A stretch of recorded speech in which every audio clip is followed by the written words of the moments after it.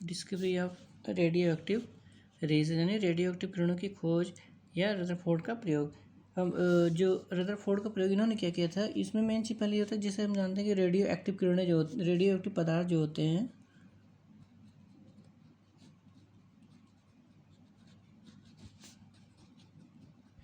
ये radio active raises यानी कुछ रेजेज निकालती हैं जो अदृश्य रेजेज होती हैं। जो अदृश्य होती हैं, तो जो अदृश्य रेजेज होती हैं हमको तो चूँकि दिखाई नहीं देती, लेकिन ये अदृश्य रेजेज जो होती हैं ये अपना कुछ प्रभाव भी डालती हैं। जैसे कुछ फोटोक्रोमिक प्लेट होती हैं उनको नष्ट कर देती हैं, खराब कर देती हैं। तो इस तरह से ये पाई जाती हैं। तो इसी तरह से अगर जिंक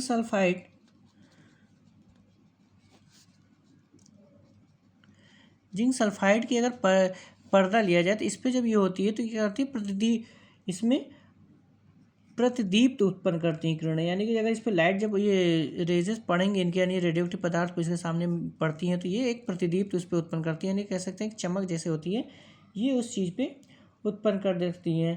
तो ये इसके रेडियोएक्टिविटी के गुण के कारण ही होता है। तो इसमें रेडियोएक्टिव गुण के कारण ही इसमें होता है। तो ये जो जिंक सल्फाइड होती है एक चमक जैसे इसमें कहते हैं, जैसे आजकल वो दिखाया जाता है, जैसे उसमें कहते हैं लाइट बंद होगी तो एब्जॉर्ब करता है तो उसमें चमकती है। तो इसी तरह से ये किरणें भी इसमें उतरती हैं। तो ये जो अदृश्य किरणें थी रेडियोएक्टिव की, तो इन्हीं को बेकुरल जो की बेकुरल किरणें का नाम दिया गया था। तो इन बेकुरल जो रदरफोर्ड ने क्या किया था, बेकुरल किरणों को इन्होंने अध्ययन किया था। जो साइंटिस्ट थे, बेकुरल किरण जो थी, रदरफोर्ड ने इन किरणों के बारे में अच्छे से अध्ययन किया। उसके बाद इन्होंने अपने एक प्रैक्टिकल किया जिसके आधार पर इन्होंने बताया कि कुछ इसमें चीज़ें जो होती हैं।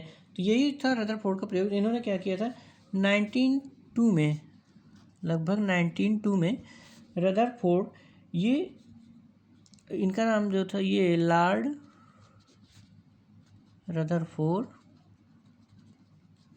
इन्होंने 1902 में यानी कि कह सकते हैं कि 1902 में एक इन्होंने अध्ययन करने के बाद एक प्रैक्टिकल किया। तो इन्होंने क्या किया था, पहले जैसे हम देखते हैं कि ये हमारा एक शीशे का चैम्बर होता है, तो ये यहाँ पे जो शीशे का चैम्बर है इसके अंदर इन्होंने कुछ रेडियोएक्टिव पदार्थ जो होता है इसको रखा था। तो इसमें अगर हम देखते हैं कि चूँकि इसके क्या करते हैं, इनका नियम रेजेस उत्पन्न करती है, तो ये किरणें जो होंगी सीधे जाके फोटोक्रोमिक प्लेट पड़ी होती इस पर जाके पड़ती है, तो ये इसको ख़राब कर देती है, ब्लैक कर देती है, चित्ती कह सकते हैं, इस पर स्पॉट डाल देती हैं, जिससे ये प्लेट जो होती है ख़राब हो जाती है। तो ख़राब, तो इनको इन्होंने क्या किया, जो रेजेस निकलती थी इन्होंने क्या किया, बगल में साइड इसमें वैद्युत का प्रयोग छेद किया, वैद्युत क्षेत्र उत्पन्न किया, यानी कि यहाँ पे चुंबकीय छेद जैसा इन्होंने किया, एक निगेटिव और ये पॉजिटिव का दो एरिया उत्पन्न कर दिया। यानी कि चुंबकीय छेद कैसे इसमें लगा सकते हैं। फिर जब यहाँ से रेडियोएक्टिव किरणें निकलती हैं, ये किरणें जो निकलने वाली होती हैं, जब ये चुंबकीय क्षेत्र होता है ये दोनों साइड में, यानी कि इधर प्लस माइनस दोनों चुंबकीय क्षेत्र होगा, तो जो इसमें से निकलती हैं तो कुछ किरणें जो होती हैं तो सीधी चली जाती हैं, लेकिन कुछ होती हैं जो लेफ्ट साइड में मुड़ती हैं और कुछ होती है राइट, यानी जिधर जो ये रेज जिधर निगेटिव साइड में था इधर एक जो रेज निकली उनको इन्होंने अल्फा किरणों का नाम दिया। ये जो थी इन्होंने कुछ किरणें निकली जो इसको दिया था। फिर इधर से निकलती हैं यानी कि अपोजिट में भी कुछ किरणें जो थी सीधी निकल जाती हैं। तो इसी के अकॉर्डिंग में किरणों को इन्होंने, चूँकि रेजेस थी हमारी, मतलब कि इसके वैद्युत चुंबकीय क्षेत्र के कारण, तो इन्होंने इसमें नाम दिया था। तो इसी के अकॉर्डिंग जो ये इन्होंने बताया कि इसमें जो होती हैं कुछ किरणें निकलती हैं, लेकिन ये जो किरणें होती हैं इन्हीं का नाम इन्होंने अल्फ़ा बीटा गामा चूँकि नाम रखा था। अब जैसे कुछ रेडियोएक्टिव पदार्थ होते हैं जिसमें ज़रूरी नहीं है कि सारी किरणें निकले, जैसे कुछ में होती हैं, कह सकते हैं कि हमारे पास इसमें जैसे निकलती हैं, किसी में अल्फ़ा और गामा निकलेंगी, किसी में क्या होगा बीटा और गामा निकलेंगे। तो ये दोनों ज़रूरी नहीं है कि इसमें तीनों अल्फ़ा बीटा और गामा तीनों निकले। तो लेकिन ये जो किरणें होती हैं सब में जो रेडियो एक्टिव पदार्थ होंगे उन्हीं के अंदर निकलेगी, सब में ये किरणें नहीं निकलेंगी। और ये जो धनावेशित होती हैं, यानी कि इससे कह सकते हैं कि इसमें भी जो धनावेश अल्फा बीटा गामा जो होंगी इसमें आवेश के इफेक्ट पड़ेगा, आवेश का प्रभाव पड़ेगा।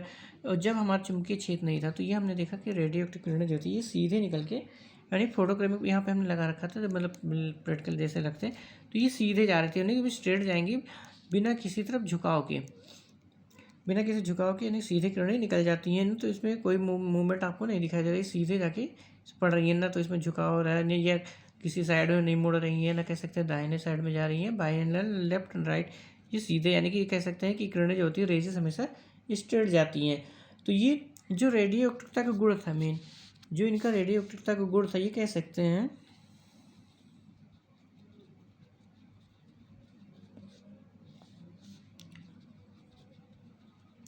ये जो गुण होगा ये कह सकते हैं परमाणु नाभिक जो हमारा होता है,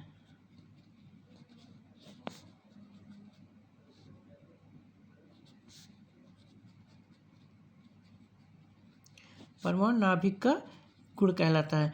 जो ये क्वालिटीज़ होगी रेडियो एक्टिवता का, तो ये हमारे परमाणु नाभिक का ही मेन एक हिसाब से एक इसका करेक्टर होता है, जो नाभिक होता है उसी का एक करेक्टर होगा, ना कि कोई अदर होगा, जिस तरह से कह सकते हैं। तो रेडियो एक्टिवता के गुण जो होंगे परमाणु नाभिक के कारण ही होता है, या कह सकते हैं परमाणु नाभिक का ही ये स्पेशल गुण होता है, यदि कह सकते हैं ये है जो रेडियो एक्टिवता को शो करता है या दिखाता है।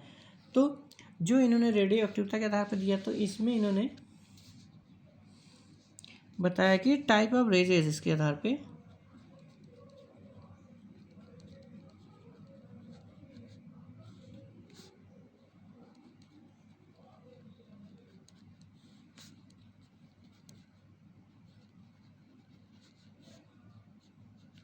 या कह सकते हैं टाइप्स।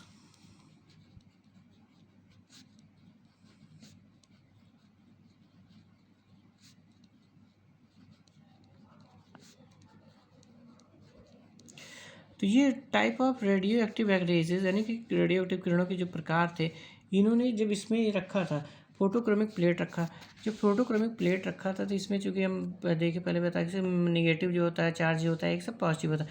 तो जो निगेटिव की तरफ हमारा मुड़ता है, तो इसमें से 3 किरणें जो निकले थे निगेटिव की साइड में जो निकला गया, इन्होंने किसको अल्फा नाम दिया, और जो इसमें बीटा यानी पॉजिटिव की साइड में निकली वो इन्होंने बीटा नाम दिया, और जो सीधे निकल गई उनको इन्होंने गामा किरणें का। यानी कि जो टाइप्स ऑफ रेजेस होंगी ये 3 प्रकार की होंगी। इसमें हम कह सकते हैं अल्फा किरणें,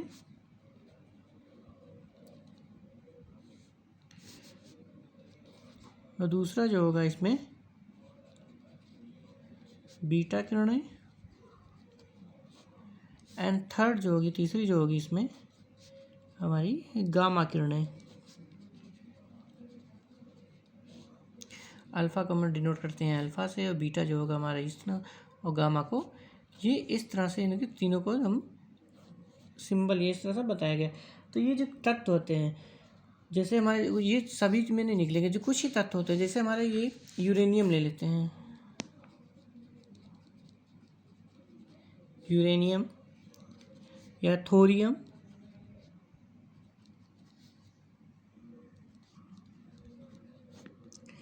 थोरियम होगा हमारा, या इसमें रेडियम जो होता है, रेडियम, इन्हीं ये सारे तत्व जो होते हैं इन्हीं में तीनों प्रकार की किरणें निकलेंगी। मतलब कुछ होंगे जिसमें नहीं निकलेंगे, लेकिन इसमें तो होंगी तीनों रेजेस हमारी निकलेंगी। यानी यूरेनियम, थोरियम, रेडियम, इस प्रकार के जो तत्व होते हैं इनमें तीनों प्रकार की रेजेस निकलती हैं। ये तीनों प्रकार की इसमें कि जैसे कह सकते हैं इसमें अल्फ़ा बीटा गामा हमें तीनों मिल जाएंगी। और कुछ होते हैं जो तत्व होंगे जिसमें हमें अल्फ़ा कह सकते हैं अल्फ़ा और गामा मिलेंगे, या कुछ होंगे हमारे जिसमें बीटा और गामा निकलेंगे। ये 2 मतलब किरणें निकलेंगी, जरूरी नहीं कि उसमें 3 निकले, लेकिन ये तीनों जो प्रोडक्ट होते हैं मतलब तत्व कह सकते हैं एलिमेंट होंगे हमारे, इसमें तीनों प्रकार की किरणें निकलेंगी इसमें।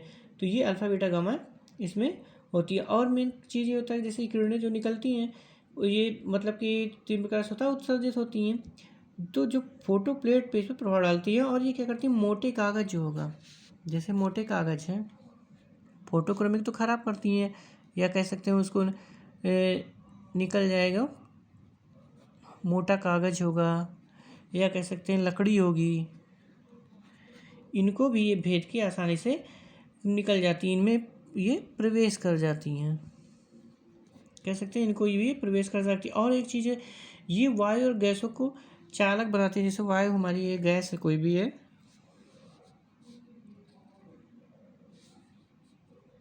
इसमें वायु एवं जो गैस होती हैं इनको क्या करती हैं चालक बनाती हैं, यानी कि इनमें आयनित कर देती हैं, यानी कि इनको मोटिवेट कर देती हैं, जिससे आसानी से ये फॉर्म में चले जाते हैं, दूसरे रूप में चले जाते हैं, या कह सकते हैं आयनाइज हो सकते हैं। तो ये इनको वायु और गैसों को क्या करती है चालक बना देती हैं, इसमें चालकता आ जाती है। और इन्हीं को इन्होंने बेकुरल किरणें भी कहा, मतलब जैसे ये अल्फा बीटा गामा ही थी, इन्हीं को इन्होंने क्या कहा, बेकुरल।